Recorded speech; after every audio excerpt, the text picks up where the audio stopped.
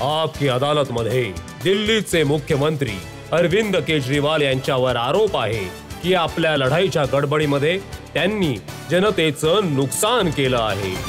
केजरीवालजी, बीजेपीचे सगळे लोक म्हणतायत की 4-4.5 वर्षांपर्यंत तुम्ही केंद्र सरकारशी लढत राहिलात आणि त्या लढाईमुळे दिल्लीच्या जनतेचं नुकसान झालंय. आता ते म्हणतायत की बुरे बीते 5 साल, जल्दी निकल लो केजरीवाल.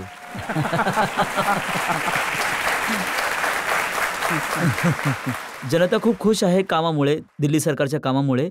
आणि मी तर असं म्हणेन की ज्या प्रकारचे क्रांतिकारी काम शिक्षण क्षेत्रामध्ये, शाळांमध्ये, हॉस्पिटलमध्ये, विजेमध्ये आणि पाण्यामध्ये, कमीत कमी 4 क्षेत्रामध्ये जी क्रांतिकारी कामं झाली आहेत, 70 वर्षांच्या भारताच्या इतिहासामध्ये कोणत्याही राज्याच्या सरकारने अशी क्रांतिकारी कामं आजपर्यंत कधीच केली नाही. लोक खूप खुश आहेत दिल्लीचे.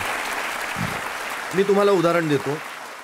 मनोज तिवारींनी म्हटलं की गरिबांना घर देण्याची प्रधानमंत्री आवास योजना केंद्र सरकारची होती, तुम्ही ती लागू नाही होऊ दिली. त्या कारणामुळे एका वर्षामध्ये 3623 बेघर लोकांचा मृत्यू झाला. नाही, चुकीचं आहे. अशी कोणतीही प्रधानमंत्र्यांची योजना नाहीये ज्यामध्ये बेघर लोकांना घर दिलं जाईल. ते खोटं बोलतायत. त्यांची जी योजना आहे आणि आमची जी योजना आहे त्यामध्ये एक बेसिक डिफरन्स आहे. आमच्या दिल्ली सरकारची पण एक योजना आहे झोपडपट्टीवाल्यांना घर देण्याची. जे झोपडपट्टीमध्ये राहत आहेत त्या लोकांना घर देण्याची.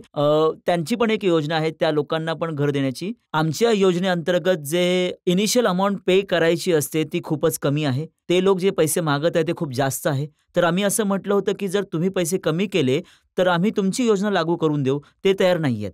तर आम्ही लोकांनी आमच्या लोकांची योजना म्हणतात की योजना नाहीये, पण जिथे योजनेचे पूर्ण डिटेल्स आहेत त्यांनी तर दिलेले आहेत. हा फॉर्म सुद्धा आहे, झोपडपट्टीमध्ये वाटत घर, जिथे झोपडी तिथे घर ना. बेघर लोकांना नाहीये ना. दोन्ही वेगळे आहे ना. होमलेससाठी नाहीये. होमलेससाठी नाईट शेल्टर असतात. नाईट शेल्टर आमच्या सरकारने खूप बनवलं आहे. आमचं सरकार बनण्याच्या आधी 70-80 नाईट शेल्टर होते. आता 300 किंवा 400 नाईट शेल्टर असतील. तर आज तुमच्या लक्षात येत असेल की रजतजी, जेव्हा आमच्या आधी प्रत्येक वर्षी थंडीच्या महिन्यांमध्ये कोर्ट किती ओरडत असायचं दिल्ली सरकारला. कित्येक लोकांचा रस्त्यावर झोपल्यामुळे मृत्यू होत होता. मागच्या 3-4 वर्षांमध्ये तुम्ही एकही मृत्यू ऐकला नसेल. कोणत्याही कोर्टाचे फटकार नाही लागलेत. उलट कोर्टाचे काही रिटायर्ड जजेस आमचे नाईट शेल्टर पाहण्यासाठी आले होते आणि त्यांनी खूप स्तुती केली की नाईट शेल्टरच्या आतमध्ये हे बेघर लोक आहेत जे त्यांची मतं पण नाही आहेत. आम्ही वोट बँकसाठी काम नाही करत आहोत, तर त्यांच्यासाठी इतकी उत्तम अरेंजमेंट आम्ही नाईट शेल्टरच्या आत केली आहे, त्याची सगळी स्तुती करत आहेत. इनफॅक्ट दरवर्षी मीडियाही तिथे जाऊन पाहून येते. दुसरं हे जे काही झोपडपट्टीवाले आहेत, हे आम्ही लोकांनीही पण जिथे झोपडी तिथे घरी योजना आहे त्यांचीही आहे. फरक इतका आहे की जे इनिशियल अमाऊंट अपफ्रंट द्यायची असते ती त्यांची खूप जास्त आहे, आमची कमी आहे. आम्ही म्हटलं की थोडी कमी करा, आम्ही लागू करू. त्यांनी म्हटलं की हे जे अनधिकृत कॉलन्या आहेत, गैरकायदेशीर कॉलन्या आहेत, ज्यांना मालकीचा हक्क द्यायचा होता, हो, तर 2 वर्षांपासून केजरीवालजींकडून त्याचे नकाशे मागत राहिलो. कुठे कुठे या कॉलन्या आहेत त्यांनी नाही. हो, हे चांगलं झालं की तुम्ही विचारलं. मी आज क्लिअर करून टाकतो. कच्च्या कॉलनीमध्ये 2 प्रकारचे डिमांड आहेत लोकांची. एक आहे की जिथे त्यांची कामं केली जावी, गल्ल्या, नाले, रस्त्या, सिवर, पाण्याचे पाईपलाईन, ही 5 कामं झाली पाहिजेत. 70 वर्षांमध्ये याच्या पुढच्या कच्च्या कॉलनीच्या आत अगदी नरकासारखं आयुष्य जगत होत्या. रस्ते कधी बनलेच नाही, गल्ल्या कधी बनल्याच नाही, पाण्याचा निचरा होत नव्हता. पावसाळ्याच्या दिवसामध्ये घरातून बाहेर पडणं कठीण झालं होतं. जितकी सरकार आली होती सगळे म्हणत होते की, एक म्हणत होते की फंड नाही आहे किंवा म्हणत होते कायदा अलाव नाही करत आहे. आम्ही आल्यानंतर लगेच कच्च्या कॉलन्यांचं काम करायला सुरुवात केली. 1797 पैकी 1281 कॉलन्यांमध्ये मी रस्ते बनवून दिले, नाले बनवून दिले, गल्ल्या बनवून दिल्या, पाण्याची पाईपलाईन टाकून दिली, सिवरची पाईपलाईन टाकून दिली. ही 5 कामं 1281 कॉलन्यांमध्ये कंप्लीट झाली आहेत. आता यांच्या रेग्युलरायझेशनचे प्रकरण आहे. आमचं सरकार आल्याबरोबरच 12 नोव्हेंबर 2015ला कॅबिनेटने प्रस्ताव पास करून केंद्र सरकारला पाठवला की हे पक्क करण्यात यावं. केंद्र सरकार 12 नोव्हेंबर 2015 पासून आजतागायत निवडणुकीची वाट बघत होती. जसं आधी काँग्रेस प्रत्येक निवडणुकीच्या आधी वचन देत होते, आता यांनीही निवडणुकीच्या आधी येऊन म्हणायला सुरुवात केली की आम्ही पक्क करून देऊ, आम्ही पक्क करून देऊ. आता आम्ही रजिस्ट्री देत आहे. तुम्हाला माहित आहे, हे म्हणत आहे की 40 लाख लोकांचा फायदा होईल. 40 लाख लोकांपैकी आतापर्यंत किती लोकांना रजिस्ट्री दिली आहे? 20 लोकांना. आणि ती पण रजिस्ट्री, थोडं ऐकून घ्या, 20 लोकांना रजिस्ट्री दिली आहे, ती पण नकली आहे. नकली कशी आहे? शेतीच्या जमिनीच्या वर घराची रजिस्ट्री दिली आहे. आता उद्या एखादा माथेफरू कोर्टात जर गेला तर त्याचं घरही सील होऊन जाईल ज्यांना रजिस्ट्री दिली आहे. ते पण बिचारे पण म्हणून ते तर जातील. म्हणतायत की केजरीवालजींनी जर आम्हाला वेळेवर नकाशे दिले असते, हो, नकाशाबद्दल हो. सांगतो ना ते मी. म्हणतायत की आम्ही सॅटेलाइटवरचे नकाशे आमचेच आहेत. जेव्हा 12 नोव्हेंबरला आम्ही त्यांना पाठवला होता प्रस्ताव 2015 मध्ये, आम्ही सगळे सॅटेलाइटचे नकाशे पाठवले. GSDLचे सगळे नकाशे आमचे आहेत. ते सॅटेलाइटचे नकाशे जे म्हणत आहेत ना, ते सॅटेलाइटचे नकाशे मंजूर नाहीयेत. तुम्ही फिजिकल मोजमाप करून फिजिकली माप घेऊन मग पाठवा. आता 1797 कॉलनीला फिजिकल मापण्यासाठी टाइम लागतो ना. त्यामध्ये मग आम्ही मोजायला सुरुवात केली त्यावेळेमध्ये. आता तर हे म्हणत नाही की सॅटेलाइट नकाशावरून काम होऊन जाईल. तर या 4 वर्ष आधीच करून घ्यायचं ना. अहो, हे तर आता हे एक पत्र जे मनोज तिवारींनी लोकांना लिहिलंय त्यामध्ये असं लिहिलंय की 40,000 घरं बांधण्याचं काम सुरू झालंय आणि अशी 2 लाख घरं 2022 पर्यंत बनून तयार होतील, जिथे झोपडी तिथे घर, आणि त्या घरांमध्ये गॅस सुद्धा असेल, वीज सुद्धा असेल, पाणी सुद्धा असेल, हे सगळं कुठे काही चालू असेल. केलं आणि सांगा बरं मला.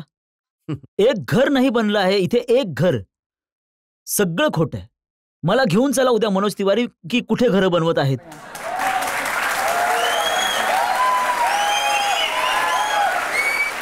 एक योजना केंद्र सरकारची आयुष्मान भारत. हो, आता असा आरोप आहे की दिल्लीच्या 1.5 करोड लोकांना तुम्ही आयुष्मान भारतचा फायदा नाही घेऊ दिला. आज तुमच्या चॅनलवर डिसाईड होईल की आयुष्मान भारत लागू झालं पाहिजे की नाही झाली पाहिजे. तुम्ही म्हणालात तर लागू करू, तुम्ही म्हणालात नाही तर नाही करणार.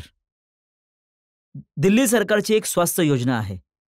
त्या स्वास्थ्य योजनेच्या अंतर्गत दिल्लीच्या सगळ्यात लोकांना, भले श्रीमंत असो किंवा गरीब असो, दिल्ली सरकारच्या सगळ्या इस्पितळांमध्ये, सगळ्या मोहल्ला क्लिनिकमध्ये, सगळ्या पॉलिटेक्निक्समध्ये सगळा इलाज मोफत आहे त्यांचा. औषधं पण मोफत आहेत, टेस्ट पण मोफत आहेत, सर्जरी पण मोफत आहे, सगळं काही मोफत आहे. भले 10 लाखाचं ऑपरेशन असो किंवा 20 लाखाचं ऑपरेशन असो, सगळं काही मोफत केलं आहे आम्ही, श्रीमंताचं पण गरीबाचं पण. ही दिल्ली सरकारची योजना आहे. आता केंद्र सरकारची एक योजना घेऊन आले. ते म्हणत आहेत की आम्ही इन्शुरन्स देऊ. एका कुटुंबाला 5 लाख रुपयाचं इन्शुरन्स. जर तुमचं 6 लाख रुपयाचं बिल आलं पूर्ण कुटुंबाचं, कोणाचंही 6 लाख रुपयाचं जर आलं तर तुम्हाला रिमर्स होणार नाही. आणि 5 लाख रुपयाचा इन्शुरन्स सगळ्यांना नाही मिळणार.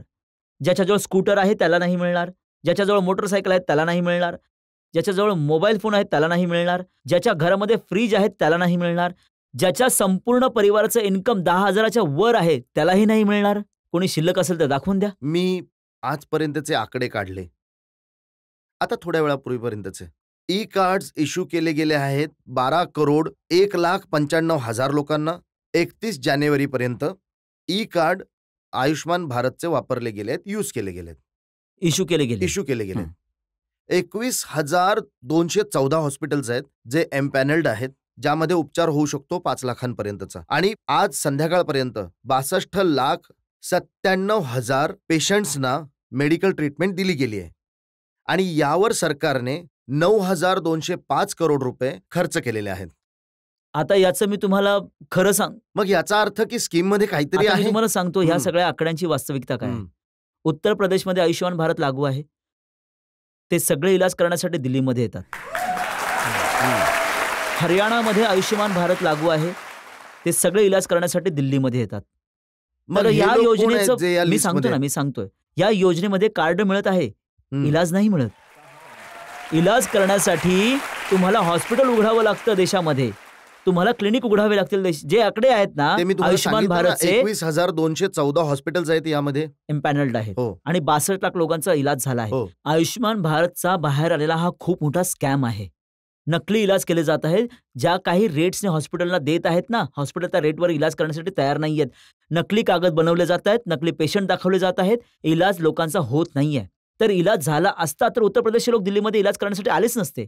आमचं गुरु तेग बहादूर हॉस्पिटल आहे यामध्ये UP दिल्ली बॉर्डरवरचं, त्यामध्ये 80% पेशंट उत्तर प्रदेशचे आहेत.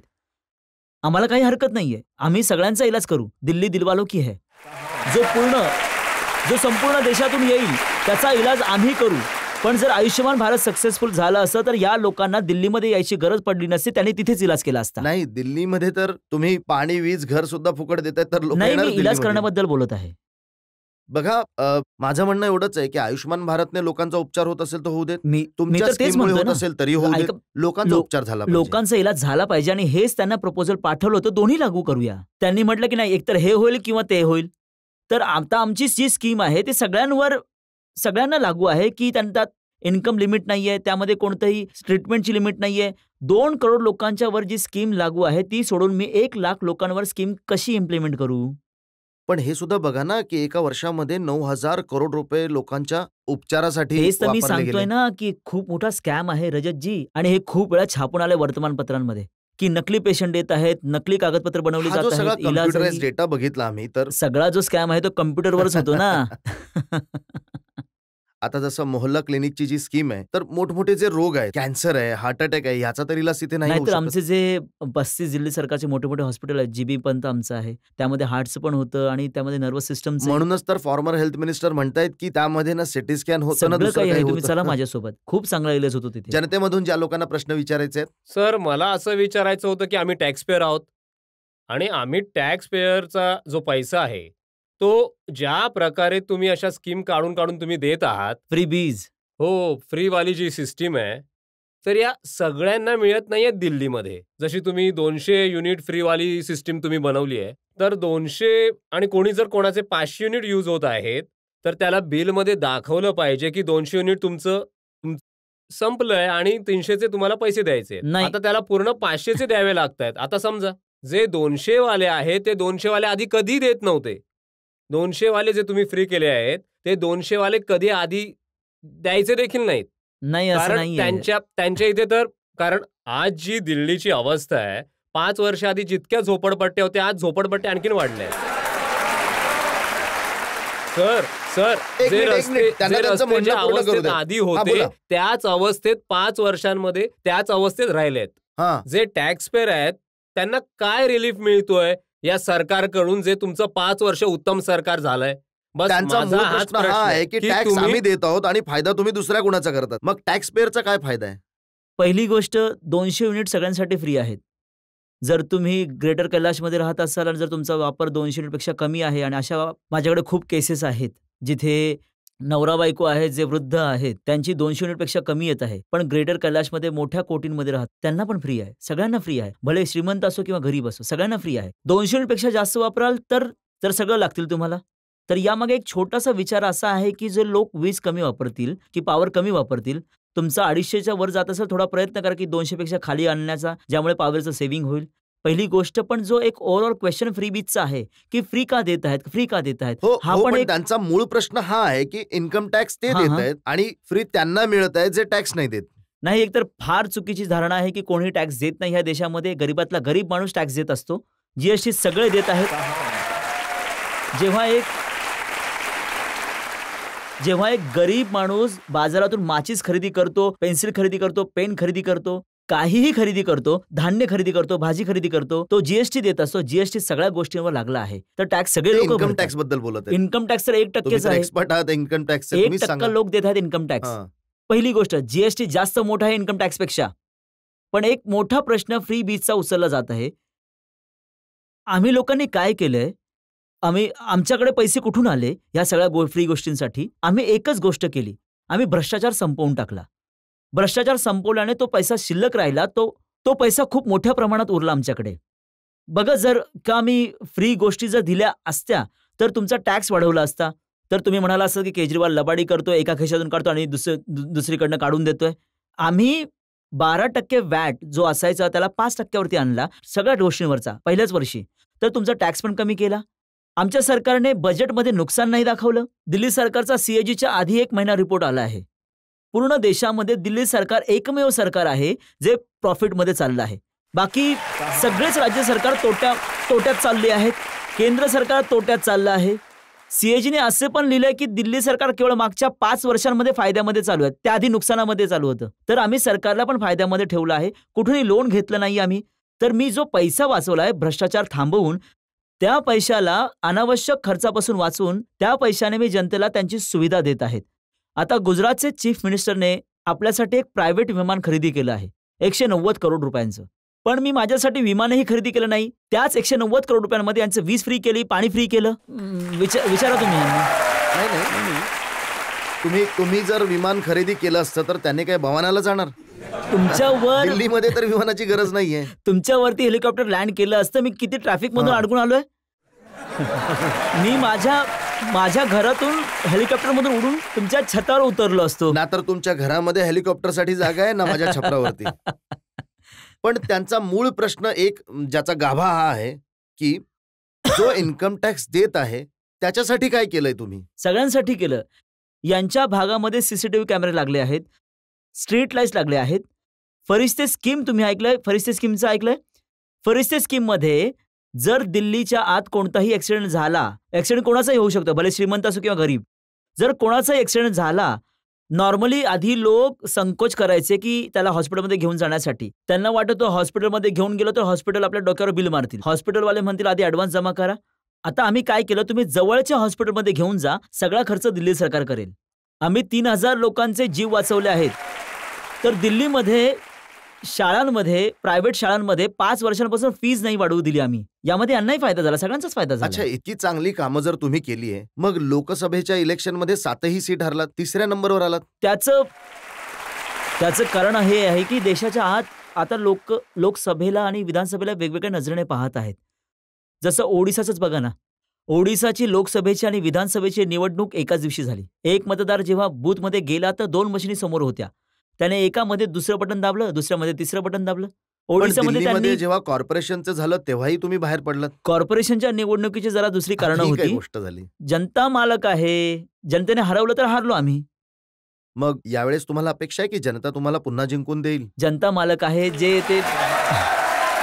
तर मला तुम्हाला असं विचारायचंय की जे निर्भयाच्या आरोपींना फाशी होणार होती ती पुन्हा टाळली गेली आहे आणि तिचे आई बाप 4 तास बसून वेट करत राहिले आणि त्यांना कळलं की फाशी मिळणार नाही, ते मोठमोठ्याने रडत होते. ही खूपच लाजिरवाणी गोष्ट आहे. त्यांचं म्हणणं आहे की याच्या मागे जे आहे दिल्ली सरकारचा हात आहे फाशी टाळण्याच्या मागे. तर माहित याबद्दल नाही ते तुमचं असं काय का म्हणत म्हणणं आहे? आहेत. दिल्ली सरकारचा यामध्ये काही रोल नाहीये. त्यामध्ये काय झालं की जी एक्झिस्टिंग आपली लीगल प्रोसेस आहे त्याच्या वकिलांनी त्या लीगल प्रोसेसचा चुकीचा वापर केला. आधी एका मुलाने, एका तरुणाने, जो कोणी एक गिल्टी आहे त्याने मर्सी पिटिशन टाकली, त्याचं रिजेक्ट झालं, फाशीची तारीख मिळाली, मग दुसऱ्याने टाकली, पुन्हा त्याची रिजेक्ट झाली, मग तिसऱ्याने टाकली, चौघांनी एकत्र नाही टाकली. तर ते त्या प्रोसेसचा चुकीचा वापर करत आहेत. आता केंद्र सरकार पण यावर विचार करत आहे, कोर्टही विचार करत आहे, आम्ही विचार करतोय आणि यावर लागू केलं जाणार आहे की या सगळ्या नियमांना बदललं जावं, जेणेकरून एकदा का जर हे सिद्ध झालं की हा गिल्टी आहे, तर याने रेप केला आहे, तर याला फाशी झाली आहे, तर त्या प्रोसेसचा ते चुकीचा वापर करू शकणार नाहीत आपली फाशी डिले करण्यासाठी. ही फक्त त्यांच्यासाठी नाही तर संपूर्ण देशासाठी लाजिरवाणी गोष्ट आहे की इतका अक्षम्य अपराध झाला आहे 16 डिसेंबरला.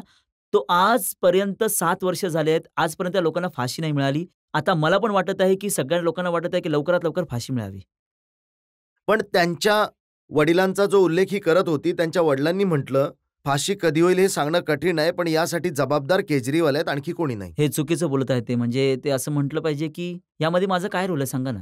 दिल्ली पोलीस माझ्या त्यांना अंडर जे नाही. सांगितलं गेलं त्यांनी म्हटले की 4 तास जे लोक कोर्टामध्ये बसले होते, राहुल मेहराने जो दिल्ली सरकारचा वकील आहे त्याने येऊन उलट आरोपींची बाजू घेतली होती. नाही, त्यांनी कोणत्याही आरोपीची बाजू घेतली नाहीये.